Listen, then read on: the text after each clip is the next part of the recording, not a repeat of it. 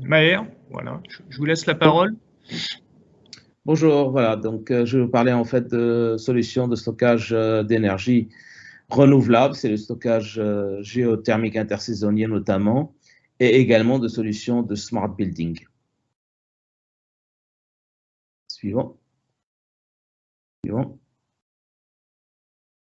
Donc, il s'agit de répondre aux enjeux réglementaires. Donc aujourd'hui, si vous prenez le décret tertiaire, il y a une obligation qui est maintenant à septembre 2022 de pouvoir reporter les niveaux de consommation par usage sur la plateforme de l'ADEME qui s'appelle Operat. Il est aussi demandé, dans le cadre de décret tertiaire, de donner une feuille de route jusqu'à 2050 pour montrer qu'on est capable d'avoir moins 60% en termes d'économie d'énergie par rapport à la référence actuelle, et ceci pour tous les bâtiments de 1000 m². Il existe également un réglementaire qui s'appelle le BACS, le Building Automation and Control System, qui pour le neuf est obligatoire maintenant. Il demande l'asservissement, il demande la mise en place de Smart GTB également, gestion technique de bâtiment, et il sera mis en œuvre pour tout le monde à partir du 1er janvier 2025. Il existe d'autres normes comme la RE 2020 et également des prévisions de taxes carbone qui prévoient qu'on aura probablement entre 130 € en 2030 de taxes carbone par tonne de CO2 et en 2050, on aura autour de 300 € qui est la taxe sur les carbone. Donc, notre objectif, et c'est pour ça qu'on a mis en place des solutions numériques, c'est de pouvoir contribuer à la réduction des émissions carbone grâce à l'autogénération propre dans les bâtiments, en mettant en place le stockage géothermique qui va nous permettre d'atteindre 70% d'économie d'énergie et 90% d'économie sur les émissions CO2. Slide suivant. Aujourd'hui, nous nous sommes dotés de deux solutions.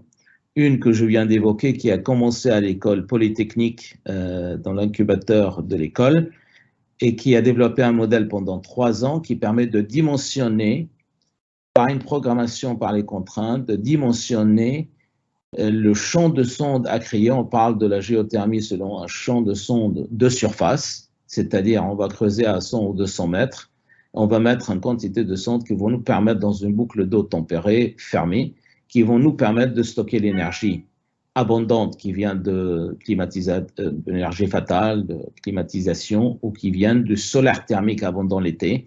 On va la stocker et la réutiliser l'hiver, et on fait aussi l'inverse pour créer du froid. Donc ça, c'est une solution qui permet de récupérer en fait ce qui est perdu, de le stocker. On récupère presque 100%, exactement 98% de ce qu'on a stocké à 100 ou 200 mètres dans des boucles fermées. Et l'autre solution, c'est le pilotage du bâtiment avec des chauds et de froid des équipements qui existent. On va les piloter et les suivre en temps réel avec le logiciel SaaS qui se trouve sur le cloud, de façon à atteindre entre 10 et 40% d'économie d'énergie. La suite. Donc, en fait, on va prendre un bâtiment dans lequel il y a les équipements existants de chaud et de froid, les CVC. Là, on met en place une Smart GTB, c'est-à-dire on utilise à fond le logiciel qui va travailler avec du matériel type Schneider, Siemens, Saya, etc. Et ce suivi et le machine learning et l'intelligence artificielle vont nous permettre de faire les économies. Bas carbone, on génère de l'énergie en récupérant la chaleur fatale et le solaire abondant. Et en fait, on atteint ici 70% d'économie d'énergie et 90% de réduction de CO2. Et ensuite, on peut créer également, avec le bas carbone, un réseau de chaleur pour pas mal de bâtiments. Vous pouvez prendre un campus, vous pouvez prendre un terrain sur lequel il y a une trentaine de bâtiments, par exemple, et on va partager, grâce à un réseau de chaleur, cette énergie stockée bas carbone. Ensuite. Et donc, la technologie, c'est la suivante. Vous faites le parallèle avec une batterie. Une batterie dans une voiture, elle va stocker l'énergie à court terme et la réutiliser quand on en a besoin, ou bien dans un bâtiment. Et là, en fait, on va stocker à travers les sondes et on va dimensionner avec le logiciel et avec l'intelligence artificielle. On va dimensionner combien de sondes il nous faut exactement pour créer une capacité qui permet de répondre aux besoins énergétiques. Et en fait, en fonction des prévisions météo, on va pouvoir piloter à l'aide de logiciels et de l'intelligence artificielle pour savoir combien exactement on va soutirer en fonction des besoins de chaud et de froid et des conditions météo. Ensuite. Donc, on a traité en fait la gestion de l'ensemble des cycles, c'est-à-dire prévision des besoins, comment on va anticiper les besoins des bâtiments. Et ça, c'est tout ce qui est l'apprentissage, usage, on va en fait le prédire. Ensuite, cette solution de stockage géothermique est également dans le stockage de glace. Donc, comment on va optimiser ce stockage à l'aide de logiciels. Ensuite, comment on va soutirer en fonction des besoins. Et ensuite, une gestion multi-énergie renouvelable récupérable, c'est-à-dire si vous avez des bâtiments avec de la présence de sources d'eau solaire, PV ou thermique ou d'autres sources d'énergie renouvelable, on va pouvoir dimensionner et piloter le bâtiment avec toutes les sources d'énergie renouvelable qui existent également. Ensuite. Donc, je voudrais parler de deux références phares. Une qui est le siège social d'Airbus à Toulouse, 36 000 m², 100% des besoins de chaud et de froid sont aujourd'hui couverts par cette solution de stockage géothermique intersaisonnier. La ville de Roubaix a plus de 400 bâtiments. Ce sont le musée de la piscine, des bâtiments administratifs, des écoles, la mairie.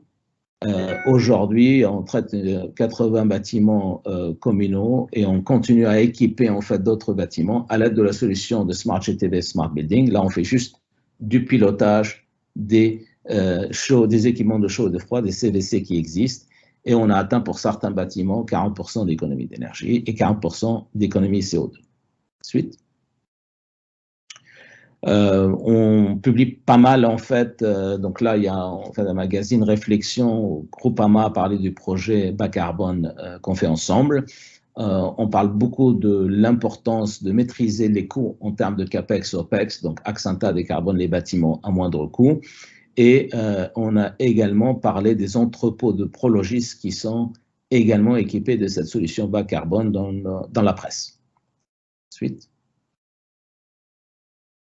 Alors, le modèle d'Axanta, c'est de calculer l'existence, ce qu'on appelle la baseline, la référence, de regarder combien aujourd'hui cette référence coûte en termes d'exploitation et en termes aussi de capacité à investissement à faire, calculer combien ça coûte les solutions cibles à base bas carbone et dire voilà, cette solution, si je la mets en place, si j'ai des coûts d'exploitation derrière, quel est le coût investi, le coût de performance, et ensuite on calcule le retour sur investissement et le payback.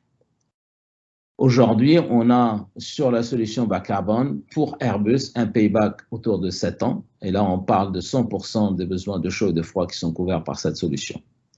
Et donc si on prend la solution Smart Building sur la ville de Roubaix, les bâtiments de la ville de Roubaix ou d'autres bâtiments que nous traitons, on a des paybacks qui peuvent aller entre de 1 à 3 ans.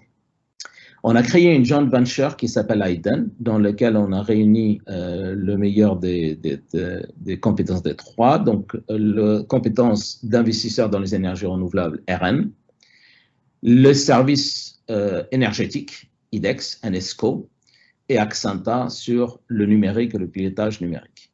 La suite. Merci Maher. Je vous invite à conclure. Il vous reste 30 secondes et pour toutes les autres questions, vous aurez le loisir d'en répondre dans votre coffee room à l'issue du Cement Lab. Voilà. On a fait des levées de fonds en 2019 et récemment 10 millions en 2021. On travaille sur un volume d'opportunités autour de 4 millions de mètres carrés aujourd'hui et des prévisions de commandes autour de 24 millions. On adresse l'ensemble des marchés mentionnés ici. Et je vais finir avec la dernière slide, qui est autour de l'équipe aujourd'hui. Il y a donc des cofondateurs qui ont démarré avec cette aventure, notamment avec les modèles développés à l'école polytechnique, en partenariat avec l'école des mines de Paris et le BRGM. Nos investisseurs sont RN, que j'ai mentionné, et Serena, et on a eu un certain nombre de labels, notamment le label Green Tech Innovation récemment. Merci de votre attention.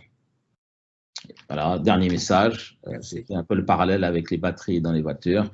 Est-ce qu'on pourrait devenir le Tesla des bâtiments? Eh bien, merci Maher. Pour toutes les questions, tous les compléments d'information que vous souhaitez demander à Maher, je vous invite, vous allez recevoir par mail des liens pour vous rendre dans les coffee rooms.